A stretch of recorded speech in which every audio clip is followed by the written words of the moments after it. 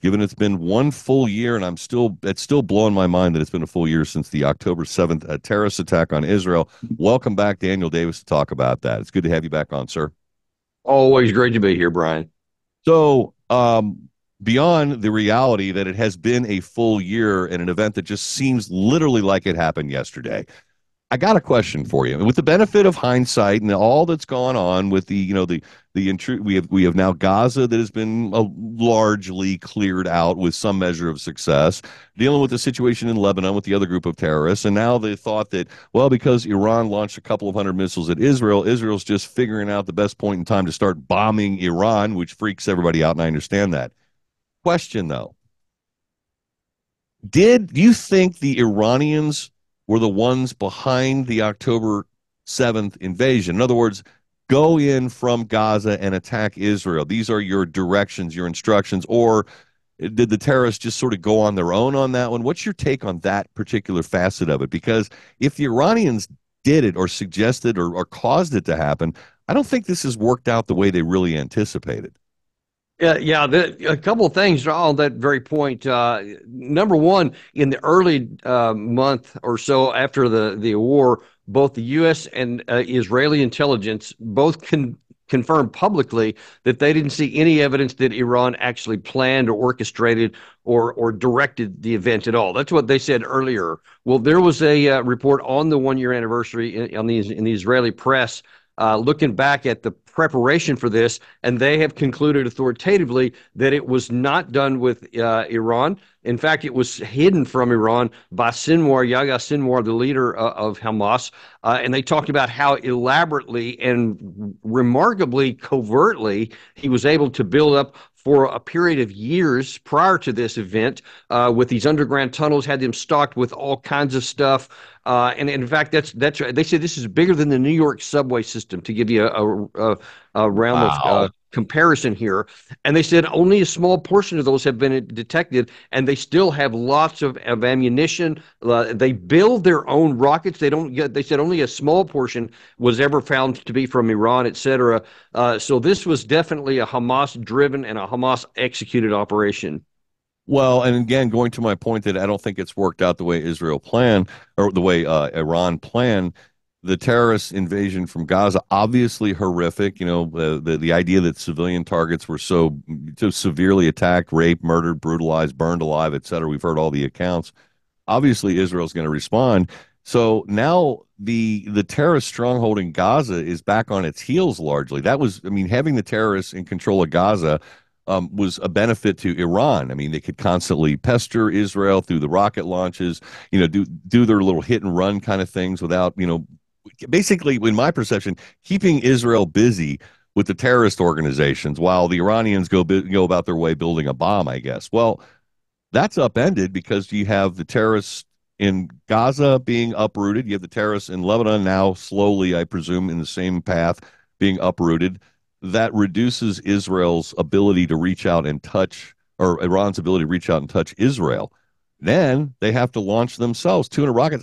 Aren't they inviting war, all out war? I'm just trying to figure out which direction this is going, Daniel. I just really don't know.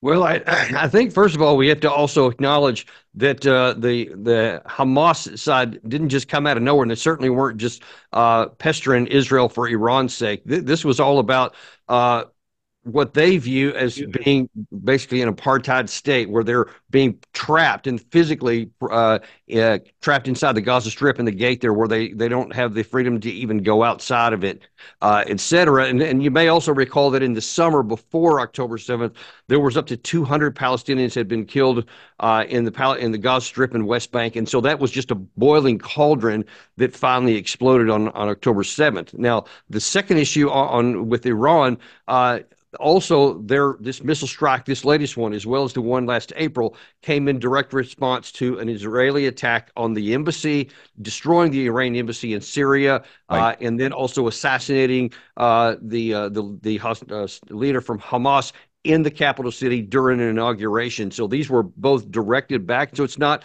as though out of nowhere Iran is doing this. So the question is, in the bigger context, where is any of this going that's going to be good for Israel? And that's my biggest problem and concern, because they're attacking the Houthis in Yemen. They're attacking targets in Syria. Of course, they're attacking. They continue to fight in the Gaza Strip. In fact, they have restarted an operation in the north because the Hamas continues to rise from the ashes. This is a nonstop situation. And of course, now you're going into the southern Lebanon, and that is, we can talk a whole show about this. That is an enormous military task Israel has undertaken, and if it then expands into full-on war with Iran, I just honestly don't know how Israel can handle all those fronts. Well, it certainly is. I think in the military they refer to it as a Charlie Foxtrot, Daniel Davis. Now, I think that's a good one there. yeah, it is. Um, I saw this interesting article, and I wanted to run it by you. I reported on Newsmax, but also elsewhere. The Biden administration talking about a compensation package to avoid Iranian states. They're promising, a certain aid, extensive diplomatic backing, and additional military aid if certain targets inside the Iranian territory are spared. So the U.S. is trying to tell Israel what it can and cannot hit. Well, Is Israel yeah, even going to listen to the Biden administration insofar as this is concerned? well, there's very little evidence that the Israelis listen to the Biden administration on any topic. I mean, we could go down the list of all the things Yeah. over the last half year, but it is definitely in America's interest to avoid this escalating into an all-out war, because the concern is, as I just laid out, this, as Netanyahu himself claims, a seven-front war, is that Israel gets in too far, and this response from Iran, then if Israel strikes back to Iran the way they say they're going to, which is a hard and severe and painful strike, it is virtually certain that Iran will then retaliate in a much, much larger way than it did in the last two rounds. And Israel could be in a real world of hurt. And then there's the risk that they can't continue to fight the war unless the U.S. comes in on their side. And that is correctly what animates the White House right now, because we don't need to get it and draw it into a war. Because I promise you, you think the Iraq war was bad and the Afghanistan was, this perpetual bleed. This one would be much worse, because unlike those other two wars, Iran actually has the capacity to really hurt lots of people and Americans in the region, not the least of which is potentially shut down the Strait of Hormuz. And close ties with some of our biggest enemies, like Russia, for example, or Chinese Communist Party, China.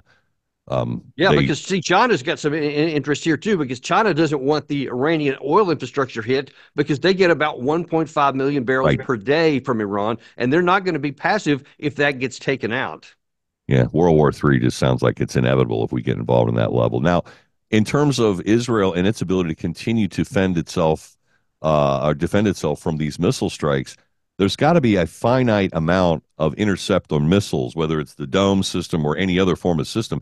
And if the Iranians can just sort of, you know, 100 here, 100 there over, a several week period or something, it seems to me that Israel at some point is going to exhaust these very expensive defensive weapon systems, and it won't have them anymore to defend itself. You are absolutely 100% right. That may be the Achilles heel in this entire equation, not just for Israel, but for the U.S. too. You had Jake Sullivan in Kiev last month openly admit that we don't have enough interceptor missiles to give Ukraine. Forget about Israel. Forget about any of our needs worldwide, because our production capability isn't there to get more. We've expended an enormous amount of interceptors in April, and also in this latest round here to defend Israel from our ships and then from our aircraft carriers. Israel by itself used a huge number in the last one. And the issue from Iran, the risk is not just that they have, 100, 200 over a period of days, but that they could bring thousands in Yeah. at a time, and then thousands of drones, each of which would have to have an interceptor of some sort. And it is a very real possibility that they have more weapons to fire than Israel has interceptors to shoot down. And from that point, you are completely vulnerable to anything. That's why I say there is real risk for Israel, and they need to be very, very careful about how far they go in this next round. Oh, just you paint a horrific picture, but it's reality. Daniel Davis, deep dive Daniel Davis. Search for him online. You'll easily find him. Excellent breakdown. I appreciate you answering my probably stupid sounding questions. Hey, Nothing stupid about any of them, brother. Those are well, key questions. Thanks. I always enjoy these conversations, so I'll look forward to another conversation next Tuesday. In the meantime, have a wonderful week, my friend.